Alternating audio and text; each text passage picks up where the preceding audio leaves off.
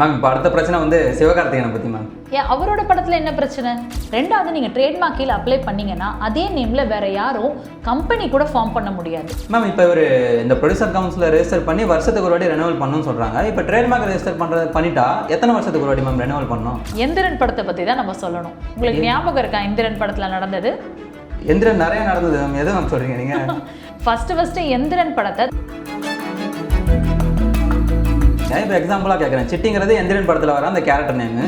இப்போ சிட்டின்னு ஒரு company name ஆரம்பிக்கலாமா மேம்? நம்ம அவங்கள்ட்ட பர்மிஷன் வாங்காமல் ஆரம்பிக்கலாமா? நிறைய பாப்புலரான ஃபிலிம்ஸு நிறைய பிஸ்னஸை வெறும் அந்த ஃபிலிமை மட்டும் ஒட்டியே வந்து பண்ணியிருக்காங்க. ஸோ அதனால் ட்ரேட்மார்க் பண்ணிங்கன்னா லாங் டேர்மில் உங்களுக்கு ஃப்யூச்சரில் மணி மேக் பண்ணுறதும் ஈஸியாக இருக்கும்.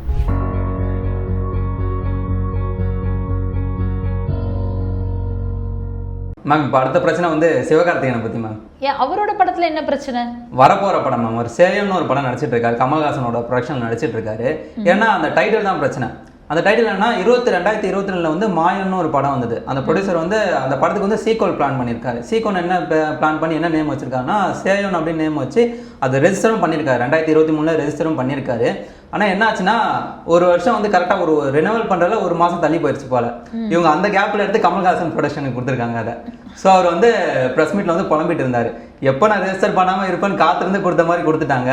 ஒரு சிஸ்டம் வந்து ப்ராப்பராக இருக்கணும். அது இப்போ வந்து எனக்கு இன்ஃபார்ம் பண்ணிருக்கணும், எது பண்ணிக்கணும், சிஸ்டம் வந்து இப்படி தப்பாக இருக்குது அப்படிங்கிற மாதிரி அவர் சொல்லி பேசினார் மேம். இது ஸோ இதுதான் நான் ஆல்ரெடி சொன்ன மாதிரி ஒரு ப்ரொடியூசர் கவுன்சில்ங்கிறது ஒரு இண்டிபெண்டன்ட் பாடி. அவங்க என்ன பண்ணுவாங்க, யாருக்கு ஃபேவரபிளாக கொடுக்கணுமோ அவங்களுக்கு ஃபேவரபிளாக பண்ணுறாங்க. இது வந்து இம்ப்ராப்பர் மேனேஜ்மெண்ட்டாக இருந்தாலுமே நம்ம இதில் கேள்வி கேட்கறதுக்கு லீகலாக எதுவுமே இல்லாமல் ஆயிடுச்சு.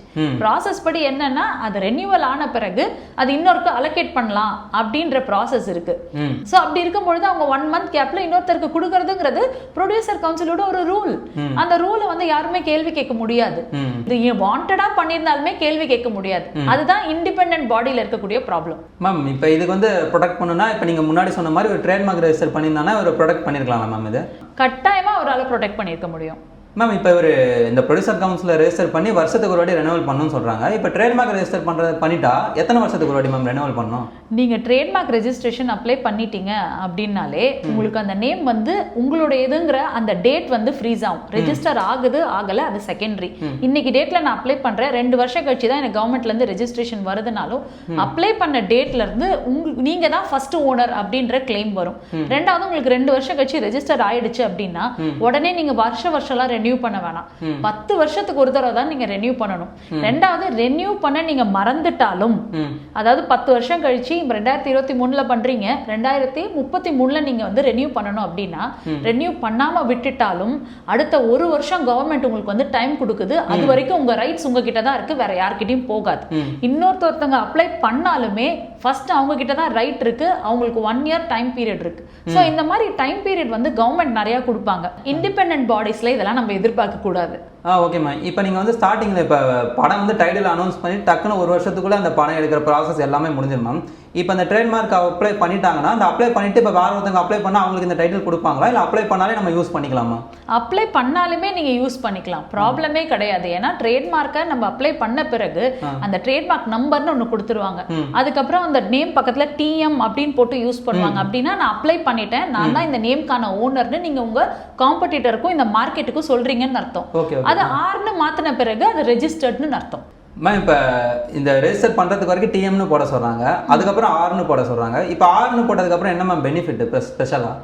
ஆறுங்கிறது விட்டுருங்க, TM ஃபைல் பண்ணாலுமே உங்களுக்கு வந்து மிகப்பெரிய பெனிஃபிட்ஸ் இருக்கு. ஆருக்கு அப்புறம் இன்னும் ஜாஸ்தியா பெனிஃபிட்ஸ் இருக்கு. ஃபார் எக்ஸாம்பிள் ஒரு ஃபிலிம் ரிலீஸ் ஆகி நல்ல பெர்ஃபார்ம் பண்ணுது அப்படின்னா அதுல இருந்து வரக்கூடிய அத்தனை கமர்ஷியல்ஸ் இருக்கும். ஃபார் எக்ஸாம்பிள் அதுல இருந்து நிறைய டிஷர்ட்ஸ்லாம் விற்க ஆரம்பிப்பாங்க, கேப் நிறைய விற்க ஆரம்பிப்பாங்க, இந்த மாதிரி கூடிஸ் நிறைய வர ஆரம்பிக்கும். ரெண்டாவது ஒரு படம் ரொம்ப நல்லா இருக்குன்னா அதை பேஸ் பண்ணி கேம்ஸ் கூட பண்ண ஆரம்பிப்பாங்க.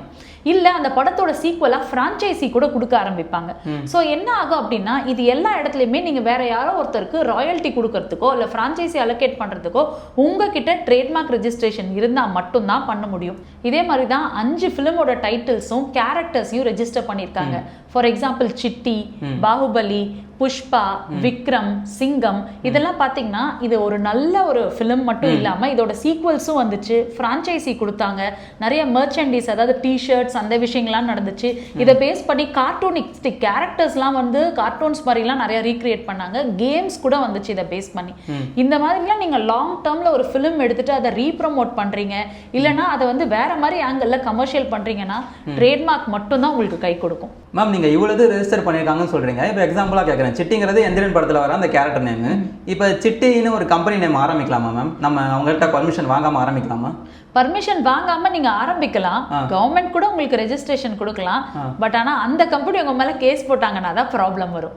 ஓகே ஓகே, ரெஜிஸ்டர் பண்ணியிருந்தா அவங்க சம்மந்தமானதை நம்ம எதுவுமே பண்ண முடியாது. இப்போ இந்த டிஷர்ட் எதுவுமே பண்ண முடியாது, எதுவுமே பண்ண முடியாது. இப்போ பாகுபலிங்கிற பேர்ல நீங்க வேற எந்த கம்பெனியும் அப்ளை பண்ண முடியாது. காரணம் என்னன்னா அது உலகம் ஃபுல்லா பாப்புலரான ஒரு நேம், ஆல்ரெடி பாப்புலரா இருக்க ஒரு நேம் எடுத்து நீங்க யூஸ் பண்றீங்க அப்படின்னா நீங்க அவங்களோட பாப்புலாரிட்டியை காப்பி பண்றீங்கிற மாதிரி ஆயிடும். Okay okay okay okay okay ma'am, இதில் வேற ஏதாவது இன்சிடென்ட் இதே மாதிரி நடந்திருக்கா மேம்? வேற ஏதாவது இன்சிடென்ட்னா எந்திரன் படத்தை பத்தி தான் நம்ம சொல்லணும். உங்களுக்கு ஞாபகம் இருக்கா எந்திரன் படத்துல நடந்தது? எந்திரன் நிறைய நடந்தது மேம், எது மேம் சொல்றீங்க நீங்க?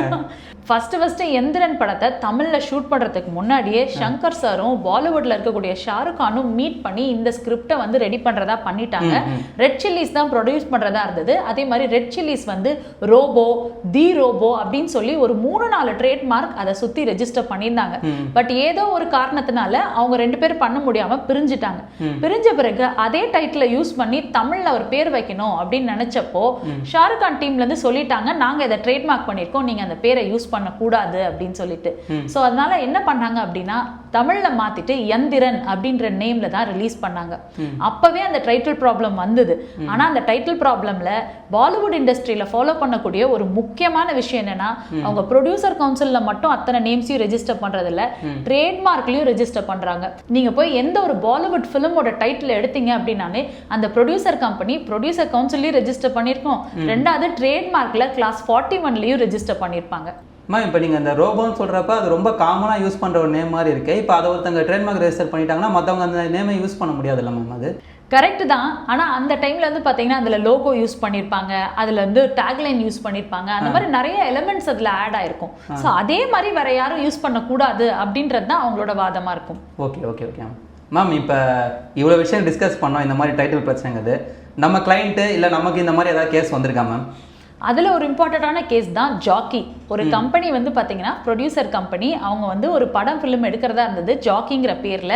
அந்த படம் கூட ரிலீஸ் ஆயிடுச்சு. ஆனால் ரிலீஸ் ஆகிறதுக்கு முன்னாடி அவங்க அந்த ட்ரேட்மார்க்கை ரெஜிஸ்டர் பண்ணணும், எங்களுக்கு 6 monthsல ரெஜிஸ்டர் பண்ணணும்னு கேட்டு வந்து ஃபாஸ்ட் ட்ராக் ப்ராசஸ்லேயே அப்ளை பண்ணாங்க. கவர்மெண்ட்டும் அவங்க பேரை அக்செப்ட் பண்ணிடுச்சு, ட்ரேட்மார்க் பப்ளிஷும் ஆச்சு. ஆனால் நாங்கள் நேம் சர்ச் பண்ணும்போதே சொன்னோம் ஜாக்கிங்கிற ஒரு இன்டர்நேஷனல் பிராண்ட் வந்து உங்களுக்கு அப்போஸ் பண்ண வாய்ப்பு இருக்கு அப்படின்னு. அவங்க ஆனால் அதை ஏற்றுக்கல கிளைண்ட். நாம ஃபைல் பண்ணி ஆகலாம், நாங்க ஃபிலிம் டைட்டில் தானே, அவங்க வந்து கிளாதிங் பிராண்ட் தானே அப்படின்னு சொல்லியிருந்தாங்க. நாங்க எதிர்பார்த்த மாதிரியே ட்ரேட்மார்க் ஜேர்னல்ல ஜாக்கிங்கிற நேம் வந்து ஃபிலிம் டைட்டில்னு பப்ளிஷ் ஆன உடனே ஜாக்கி பிராண்ட் வந்து அவங்களுக்கு அப்போஸ் பண்ணிட்டாங்க. அவங்களுக்கு அந்த நேம்க்கு ரெஜிஸ்ட்ரேஷன் கிடைக்கல. பட் இருந்தாலும் அவங்க வந்து ஃபிலிமை வந்து ரிலீஸ் பண்ணாங்க. மேம் நீங்கள் அவங்க கண்டுபிடிச்சிட்டாங்கன்னு சொல்கிறீங்க, தடுத்துட்டாங்கன்னு சொல்கிறீங்க. இப்போ படம் ரிலீஸ் ஆச்சா, இதுக்கப்புறம் அவங்களுக்கு லீகலாக ஏதாவது பிரச்சனை வருமா? அது ஆக்சுவலி லீகலாக எதுவுமே பிரச்சனை வரல. ஏன்னா இவங்களோட ஜூரிஸ்டிக்ஷன் பார்த்தீங்கன்னா வெறும் தமிழ்நாட்டில் மட்டும்தான் அந்த நேமை வந்து ஒரு ஃபிலிமாக ரிலீஸ் பண்ணுறாங்க.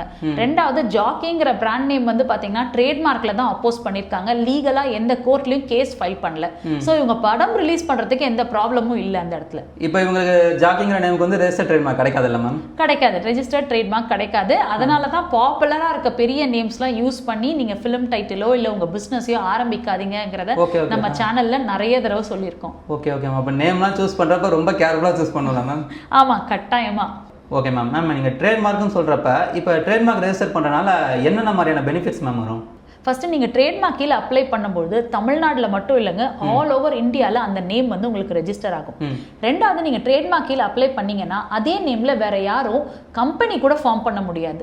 ஃபார் எக்ஸாம்பிள் ஆர்ஓசியில் வந்து பிரைவேட் லிமிடெட் கம்பெனிலாம் ஃபார்ம் பண்ணுவாங்க. ட்ரேட்மார்க்கில் இந்த நேம் இருந்ததுன்னா அதுலேயும் நீங்கள் ஃபார்ம் பண்ண முடியாது. மூணாவது என்ன அப்படின்னு பார்த்தீங்கன்னா ப்ரொடியூசர் கவுன்சிலில் நீங்கள் நேம் வச்சிருக்கீங்க, ஆனால் இன்னொருத்தர் ட்ரேட்மார்க் வச்சிருக்காரு அதே நேமுக்கு அப்படின்னா ட்ரேட்மார்க் வச்சிருக்கவருக்கு தான் பிரைமரி ரைட்ஸ் வந்து கிடைக்கும்.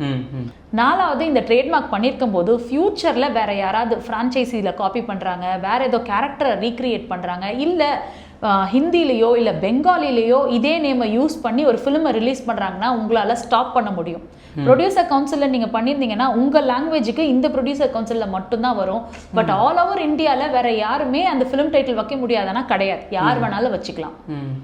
5வது, இந்த மாதிரி ட்ரேட்மார்க் நீங்கள் பண்ணிவிட்டு உங்கள் ஃபிலிம்க்கு சரௌண்டிங்காக நிறைய பிஸ்னஸை நீங்கள் உண்டாக்க முடியும். நிறைய பாப்புலரான ஃபிலிம்ஸு நிறைய பிஸ்னஸை வெறும் அந்த ஃபிலிமை மட்டும் ஒட்டியே வந்து பண்ணியிருக்காங்க. ஸோ அதனால் ட்ரேட்மார்க் பண்ணிங்கன்னா லாங் டேர்மில் உங்களுக்கு ஃப்யூச்சரில் மணி மேக் பண்ணுறதும் ஈஸியாக இருக்கும். மேம் இப்போ நீங்கள் சொல்கிறப்ப ரியலாக ஒரு இன்சிடென்ட் நடந்தது மேம். இப்போ ப்ரொடியூசர் கவுன்சிலெலாம் பண்ணிங்கன்னா அந்த மாநிலத்தில் மட்டும்தான் ப்ரொடக்ஷன் இருக்குங்கிற மாதிரி சொன்னீங்க. இப்போ டிராகன் படம் பிரதீப் ரங்கநாதன் வந்து வந்தது இல்லை மேம் படம். ஆமாம். இப்போ பிரசாந்த் நீல் வந்து தெலுங்குல படம் எடுக்கிறாரு, ஜூனியர் என்டிஆர் வச்சு எடுக்கிறாரு. அந்த படத்துக்கு வந்து டிராகன் தான் நேமு. ஒரு 1.5 year தான் டிஃப்ரென்ஸ் இருக்கும். இப்போ அங்கே வரப்போ இவங்க எந்த ப்ரொடக்ஷனும் உங்களுக்கு இல்லை போல. அவங்க பாட்டுக்கு கேஷுவலாக ஸ்டார்டிங் படம் அனௌன்ஸ் பண்ணுறப்ப நாங்கள் டிராகனுங்கிற மாதிரி தான் பஸ்லாம் வந்துட்டு இருந்தது. இப்போ அஃபிஷியலாக வீடியோவே விட்டுருக்காங்க, அதில் டிராகன் தான் அப்படின்னு நேமும் இருந்தது மேம். அதான். ஸோ ட்ரேட்மார்க் பண்ணல அப்படின்னா எந்த லாங்குவேஜில் வேணாலும் அவங்க வந்துட்டு ரீப்ரொடியூஸ் பண்ணிக்குவாங்க அதே டைட்டிலை யூஸ் பண்ணி. மேம் எல்லாரும் இப்படி ட்ரேட்மார்க் ரெஜிஸ்டர் பண்ணிட்டா யார் என்ன நேம் தான் மேம் யூஸ் பண்ணுறது? ரொம்ப க்ரியேட்டிவாக திங்க் பண்ணணும் அப்படின்றது தான் இதுக்கான answer. Okay ma'am, okay ma'am. Okay ma'am, இன்றைக்கான சர்ச்சைகள் வந்து ரொம்ப சிறப்பாக இருந்தது. இதுக்கு முன்னாடி நான் அந்த சர்ச்சைகளை விட இன்றைக்கி நிறைய லீகல் விஷயங்கள் பேசணும். அடுத்த வாட்டி வரப்போ நிறைய சினிமா காசிப்ஸோட வரேன் மேம். சரி, சீக்கிரம் எடுத்துகிட்டு வாங்க. கண்டிப்பாக மேம்.